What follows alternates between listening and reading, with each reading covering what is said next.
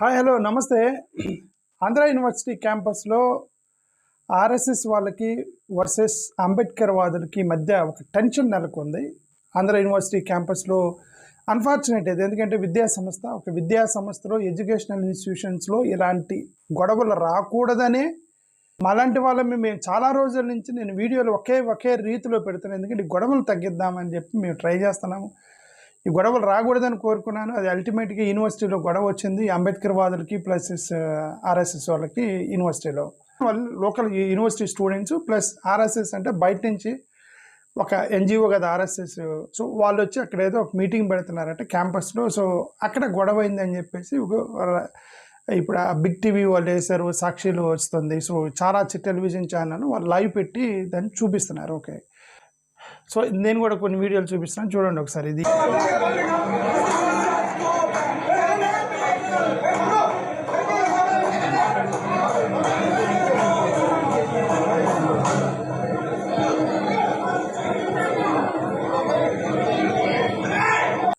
So అది ఒక video.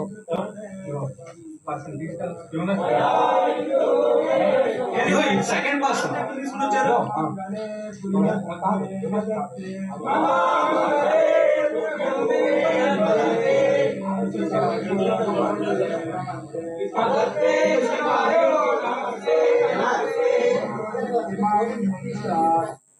అదే ఇది ఆర్ఎస్ఎస్ సంబంధించినటువంటి ఒక పాట పాడుతున్నట్టున్నారు. నాకు కరెక్ట్గా అర్థం కావట్లేదు. ఎవరో పాట అయితే పాడుతున్నారు అక్కడ. ఓకే,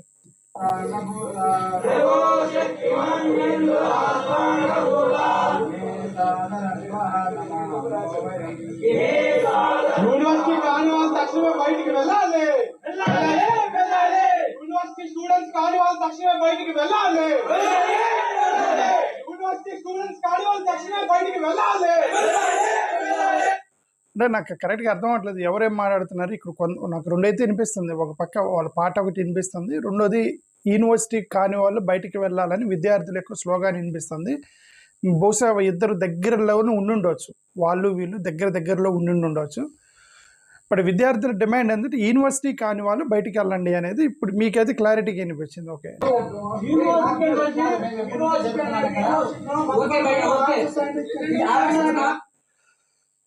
సో అంటే యాక్చువల్ వాయిస్ కరెక్ట్గా వినపడతలేదు, బట్ వీడియోలో అయితే చూడండి, తర్వాత మాట్లాడాలి.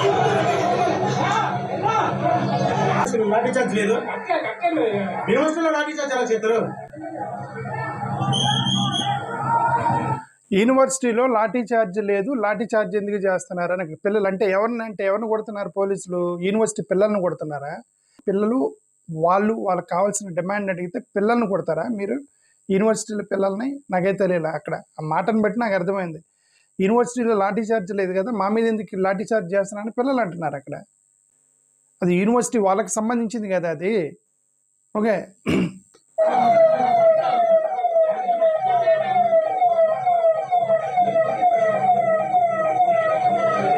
మీరు చూశారు కదా. అంటే నా ప్రభుత్వానికి నా రిక్వెస్ట్ ఏంటంటే, ప్రస్తుతం ఉన్న కండిషన్స్ బాగాలేవు.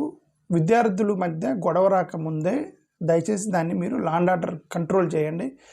ఇక్కడ విద్యార్థులు కొట్టినట్టుగా కనిపిస్తుంది, మా మీద లాఠీ చార్జ్ చేస్తున్నారేనంటే అదైతే కరెక్ట్ కాదు. ఎందుకంటే అది university campus is meant for them.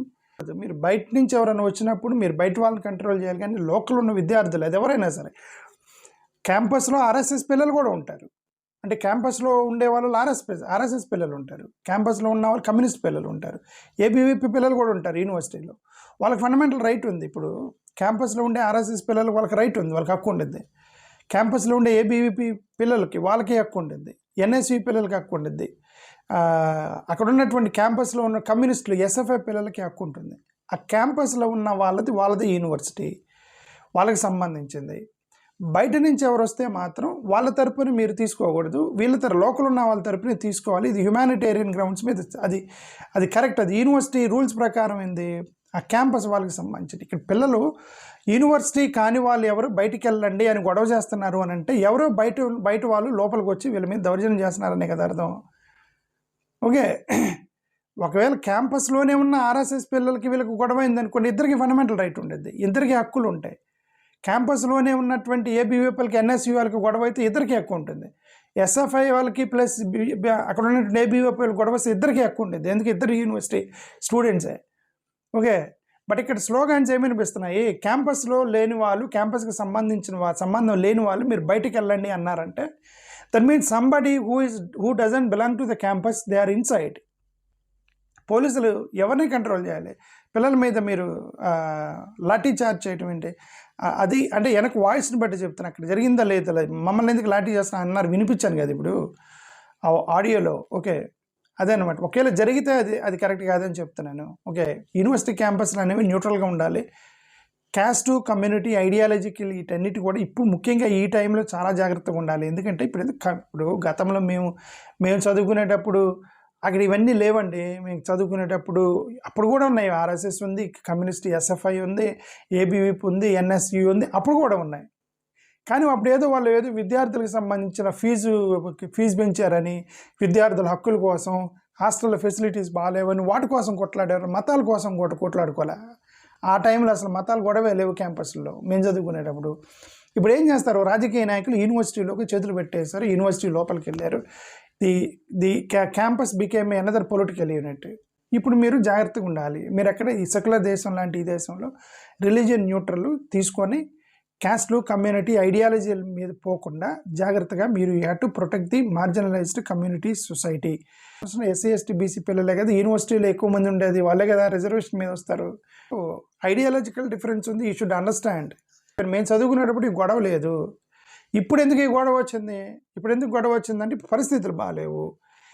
వీళ్ళు ఎవరైతే ఉన్నారో దళితవాదులు, బ్యాక్వర్డ్ కమ్యూనిటీస్ వాళ్ళు, ఫస్ట్ జనరేషన్ లెర్నర్లు, మహిళలు, మైనారిటీలు, వీళ్ళు ఒక భయంలో ఉన్నారు. ఏం భయం అంటే ఒకవేళ రిజర్వేషన్స్ పోతాయేమో, వాళ్ళ ఐడియాలజీ డిఫరెంట్గా ఉంది. అవతల నుంచి కేంద్రంలో ఉన్న భారతీయ జనతా పార్టీ వాళ్ళ యొక్క స్ప్రెడ్ చేసేటువంటి ఐడియాలజీలో రిజర్వేషన్స్ పోతాయేమో, అంబేద్కర్ యొక్క ఫిలాసఫీని తొక్కేసి స్లోగా అరేంజ్ చేస్తారేమో. ఎందుకంటే ఈ మధ్య అంబేద్కర్ని డౌన్ చేయడానికి కొత్త నాయకుల్ని పెంచుతూ వస్తున్నారు. ఎందుకంటే లీగసీని డౌన్ చేయటమే. ఇప్పుడు ఏముంది, గాంధీని డౌన్ చేస్తేనే కదా మనకి కాంగ్రెస్ చచ్చిపోవాలంటే గాంధీని డౌన్ చేయాలి. అందుకని ఏం చేస్తారు, గాంధీని డౌన్ చేసి పటేల్ని, సర్దార్ వల్లభాయ్ పటేల్ వీళ్ళందరూ లేపారు. That is how. ఎవరైతే ఒక నాయకుడు ఉంటాడో నాయకుడిని చంపేయాలండి. నాయకుడిని చంపితేనే ఆ కమ్యూనిటీ చలాసెదురైద్ది. డివైడ్ అండ్ రూల్ సిస్టమ్ అది. ఓకే, గాంధీని చంపడానికి ప్రయత్నం చేశారు.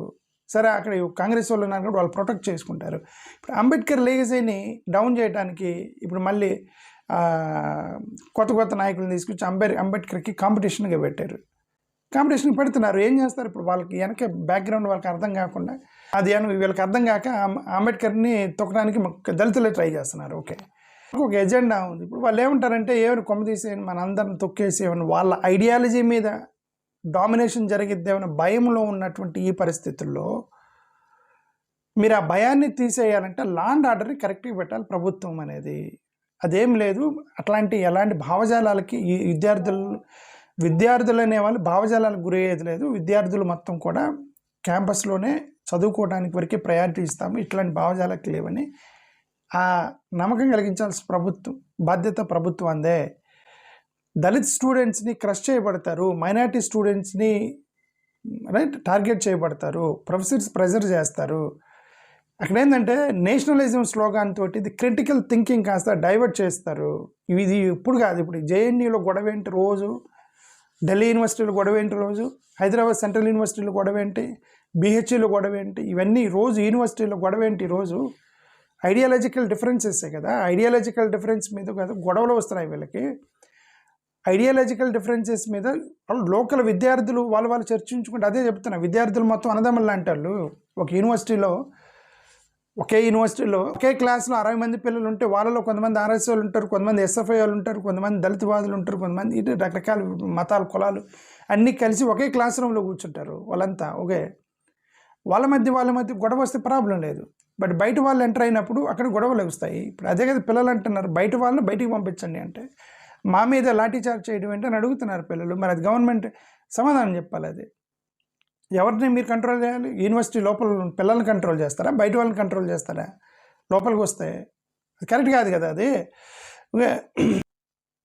ఇక్కడ issue RSS versus Ambedkar rights, RSS versus minorities, అది కాదు ఇష్యూ. నేనేమన్నానంటే ఒకవేళ అది రైట్ అయినా రాంగ్ అయినా క్యాంపస్లో ఉన్న ఆర్ఎస్ఎస్ వాళ్ళకి హక్కు ఉంది, క్యాంపస్లో ఉన్న ఏబీవీపీ వాళ్ళకి హక్కు ఉంది, క్యాంపస్లో ఉన్న ఎస్ఎఫ్ఐలకి హక్కు ఉంది, క్యాంపస్లో ఉన్న దళితవాదులకి హక్కు ఉంది. బయట నుంచి దళితవాదులు వచ్చినా మైనారిటీలు వచ్చినా ఎవరు వచ్చినా సరే బయట నుంచి వచ్చే వాళ్ళకి హక్కు లేదు. ఒకవేళ బయట నుంచి అంబేద్కర్ వాదులు వచ్చారు క్యాంపస్లోకి వాళ్ళకి హక్కు లేదు, ఎందుకంటే లోపల వాళ్ళు చూసుకుంటారు, బయట వాళ్ళకి సంబంధం లేదు కదా. అది that's what I'm saying, that insider versus outsider version మాట్లాడుతున్నా. Insider versus outsider. Insider should have fundamental right in the campuses. You cannot do lathi charge in the insider on behalf of outsiders. ఇది illegal university క్యాంపస్లో. నేను అదే చెప్తున్నాను, వాళ్ళు కొంచెం జాగ్రత్తగా మీరు హ్యాండిల్ చేయాలి. మేము రిక్వెస్ట్ చేస్తున్నాము పిల్లల గొడవ పెద్దది అవ్వకముందే. Okay, that's all what I want to సే. చంద్రబాబు నాయుడు గారు, లోకేష్ గారు, పవన్ కళ్యాణ్ గారు, మీరు ఈ కమ్యూనల్, పవన్ కళ్యాణ్ గారి మీద నాకైతే నమ్మకం లేదు, ఎందుకంటే because he wants to trigger communal issues so that he మీ party may come out. Okay, Pawan Kalyan గారికి ఆ ఎజెండా ఉంది, అది కమ్యూనల్ పెరిగితే నా పార్టీ పెరిగితే అనే ఐడియా ఉంది. But at least Chandrababu Naidu, Lokesh should be smart, neutral, and he should be carefully handle this situation. That's what I want to say. Thank you, నమస్కారం.